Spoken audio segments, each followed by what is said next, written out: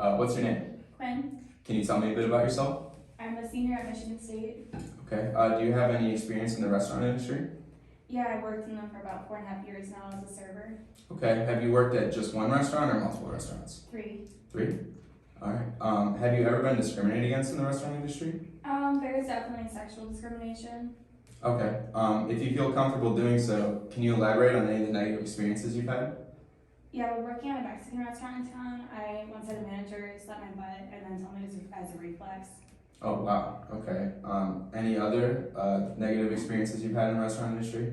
At that same restaurant, I had a coworker ask me for foot pictures, and when I later approached a manager about it, he told me there's nothing he could do about it, and it was too bad. So he didn't try to help you at all? Like he didn't try to escalate it to someone that could help or maybe contact authorities about it? No. Oh, wow. Okay. That's really bad. But my next question to you is, why do you feel that this happens more to women in the restaurant industry than men?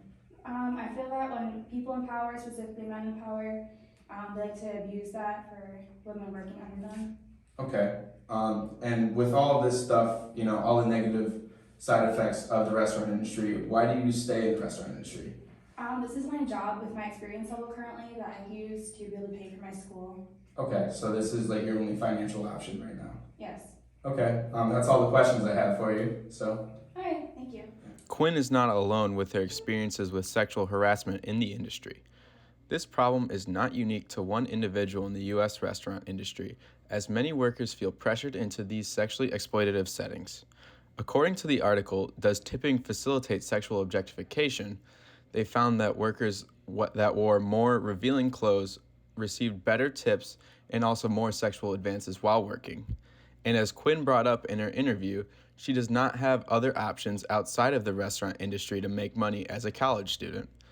This shows us that workers in the restaurant industry have to put themselves in sometimes uncomfortable situations in order to make a living.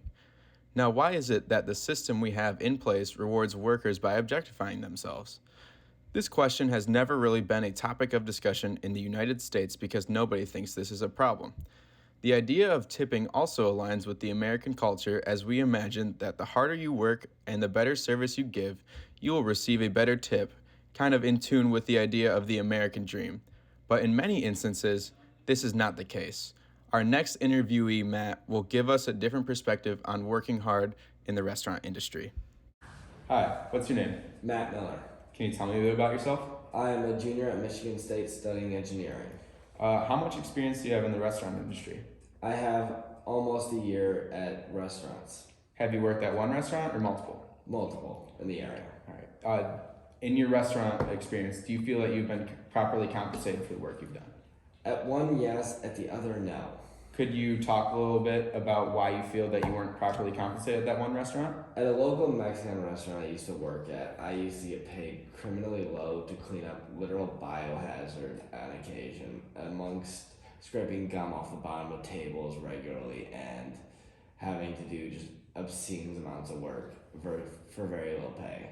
Mm-hmm. And how would you describe the hours there? Were they flexible, or would you have to work like? Very, very strict. You had to work whatever they wanted you to work, and even if you wanted to get your shift covered, sometimes they wouldn't let it. They would very rarely approve shift coverings, and they wanted all your holidays going to them.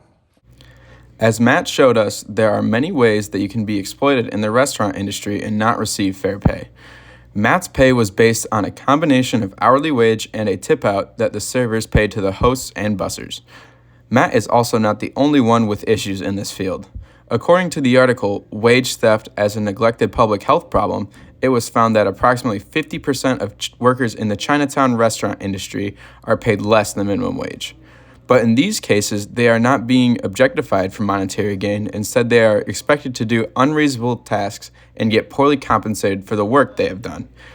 As we can see in this case, his labor was exploited instead of being objectified. But there is one common denominator between the two cases. That is the tipping system. But how do we fix this? A solution to this problem might come from Europe. In Europe, virtually all countries pay full hourly wages to their restaurant employees. Now, in comparison, how are European restaurant workers treated compared to American restaurant workers? According to Restaurant Tipping in Europe, a comparative assessment, they found that better wages were given to countries with high hourly wages and give less in tipping. This would also help with objectification in the restaurant industry workers, as they would not feel pressured to endure objectification if there was no monetary gain for it. Now, while this is not the perfect solution to end sexual harassment in the restaurant industry, it will counteract labor exploitation in the restaurant industry and prevent objectification of restaurant workers. So for America, the next steps are clear. Pay workers a living wage.